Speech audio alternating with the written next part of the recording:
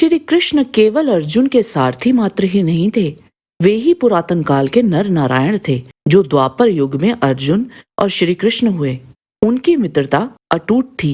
जब कुरुक्षेत्र युद्ध आरंभ हुआ तब श्री कृष्ण ने पहले ही कह दिया था कि वे युद्ध भूमि में शस्त्र नहीं उठाएंगे। उन्होंने कुरुक्षेत्र युद्ध में अर्जुन का सारथी बनकर कई अवसरों पर अर्जुन को प्राणघाती प्रहारों, अस्त्रों शस्त्रों से या तो सतर्क किया था या आगे बढ़कर स्वयं अर्जुन के लिए वे आघात भी सहे थे और कई बार तो अर्जुन को ज्ञात भी नहीं होने दिया था।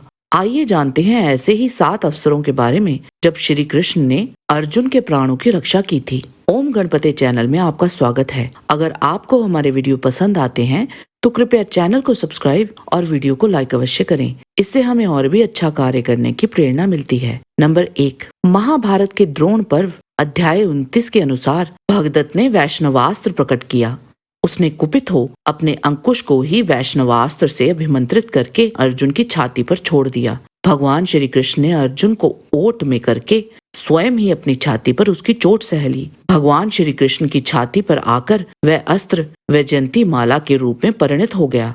उस समय अर्जुन के मन में बड़ा क्लेश हुआ। उन्होंने भगवान श्री कृष्ण से कहा, अनग, आपने तो प्रतिज्ञा की है कि मैं युद्ध न करके केवल सारथी का काम करूंगा, फिर आप अपनी प्रतिज्ञा का पालन नहीं कर रहे हैं। यदि मैं संकट में पड़ जाता अथवा अस्त्र का निवारण करने में असमर्थ हो जाता तो उस समय आपका ऐसा करना उचित होता। जब मैं युद्ध के लिए तैयार खड़ा हूँ तब आपको ऐसा नहीं करना चाहिए। इसके उपरांत भगदत्त अर्जुन के हाथों मारा गया था। नंबर 2, कुरुक्षेत्र युद्ध के 14वें दिन जब लगभग सभी कौरव पक्ष के योद्धाओं को पराजित कर अर्जुन जयद्रथ तक पहुंच चुके थे तो वहां श्री कृष्ण बोले, जयद्रथ वध के विषय में तुम मेरी ये बात ध्यान से सुन लो। सिंधुराज के पिता वृद्धक्षत्र ने उसके लिए ये वरदान प्राप्त किया था कि युद्ध में जो कोई भी मेरे इस पुत्र के मस्तक को पृथ्वी पर गिरा देगा उसके सिर के भी सैकड़ों टुकड़े हो जाएंगे। तुम इसका मस्तक काटकर उसे इस वृद्ध क्षत्र की गोद में गिरा दो, जो इस समय इस समंत पंचक क्षेत्र से बाहर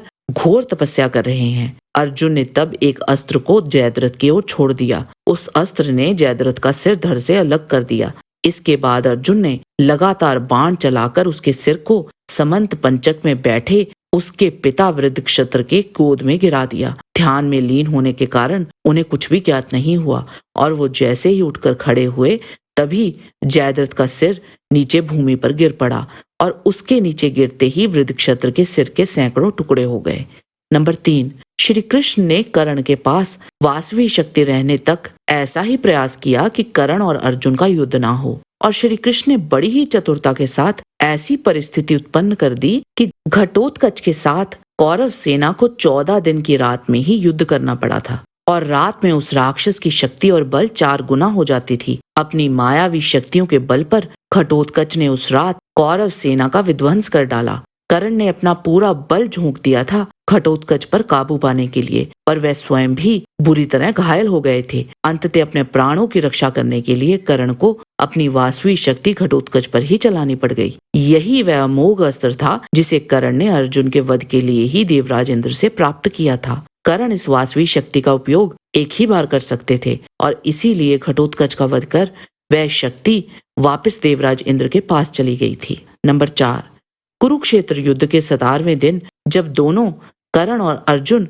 एक दूसरे से बढ़कर पराक्रम दिखा रहे थे तभी वहां पाताल निवासी अश्वसेन नामक नाग, जिसने अर्जुन के साथ बैर बांध रखा था, युद्ध स्थल में आ पहुंचा। वह बाण का रूप धारण करके कर्ण के तरकस में घुस गया। तभी कर्ण ने एक भयानक सर्पमुख बाण को धनुष पर रखा। अर्जुन के विनाश के लिए कर्ण ने इस बाण को सावधानी पूर्वक संरक्षित करके रखा था। कर्ण ने इस बाण को धनुष पर रखकर अर्जुन की ओर संधान किया। कर्ण को भी ज्ञात नहीं था कि उसके इस बाण में योग बल से नाग घुस बैठा था। उस प्रज्वलित बाण को वेग से आते हुए देख भगवान श्री कृष्ण युद्ध स्थल में खेल सा करते हुए अपने उत्तम रथ को तुरंत ही पैर से दबाकर उसके पहियों का कुछ भाग पृथ्वी में धंसा दिया और घोड़ों को घुटनों के बल झुका दिया। कर्ण का चलाया हुआ वे सर्वमुख बाण रथ नीचा हो जाने के कारण अर्जुन के मुकुट में जा लगा और अर्जुन का मुकुट नीचे गिर गया। उसके बाद जब उस भयानक नाग ने पुनः अर्जुन पर प्रहार करने का प्रयास किया तो अर्जुन ने उस नाग को मार डाला था। नंबर 5, महाभारत के द्रोण पर्व अध्याय 195 के अनुसार जब द्रोण पुत्र अश्वत्थामा ने पांडवों और पांचालों की सेना को लक्ष्य करके नारायणास्त्र प्रकट किया, उससे आकाश में हजारों बाण प्रकट हुए। ये सब देख पांडव, पांचाल और संजय योद्धा विचलित हो उठे। पांडव महारथी जैसे जैसे युद्ध करते थे वैसे वैसे ही उस अस्त्र का वेग बढ़ता जाता था। यह अस्त्र पांडव सेना को भस्म करने लगा। तब धर्मपुत्र युधिष्ठिर को बड़ा ही भय हुआ। उसी समय श्री कृष्ण ने तुरंत ही अपनी दोनों भुजाओं के संकेत से सारी सेना को रोककर कहा, योद्धाओं, अपने अपने अस्त्र शीघ्र नीचे डाल दो। परमात्मा नारायण ने इस अस्त्र के निवारण के लिए यही उपाय निश्चित किया है। तुम सब लोग हाथी, घोड़े और रथों से उतरकर पृथ्वी पर आ जाओ। इस प्रकार भूमि पर निहत्थे खड़े हुए तुम लोगों को ये अस्त्र नहीं मार सकेगा।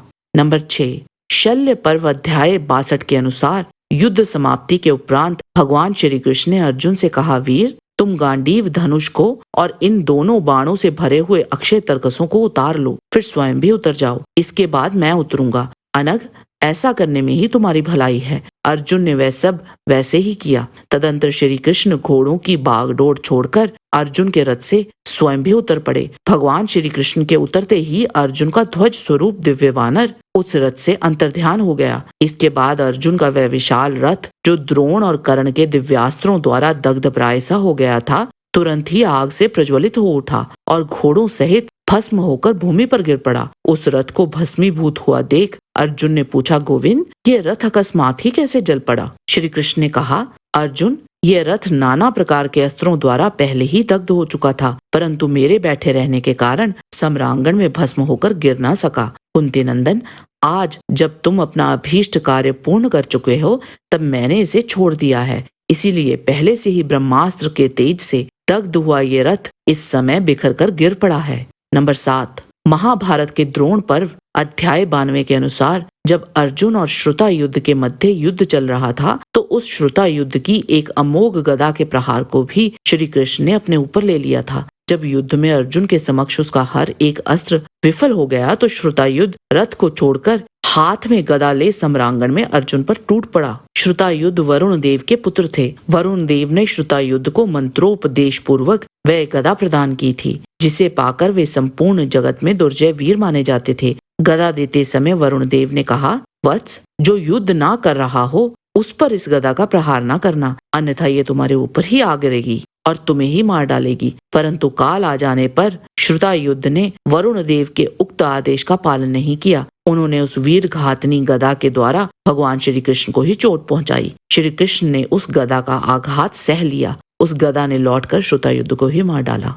जय श्री कृष्ण। आज के वीडियो में बस इतना ही। आशा करते हैं कि आपको हमारा ये वीडियो पसंद आया होगा। कृपया इसे लाइक और शेयर अवश्य करें। किसी भी प्रकार की त्रुटि के लिए आप सबसे क्षमा याचना करते हुए आपसे निवेदन है कि प्रेम पूर्वक परम पिता परमात्मा को मन में धारण करें और बोले, वैदिक सनातन धर्म की सदा ही जय।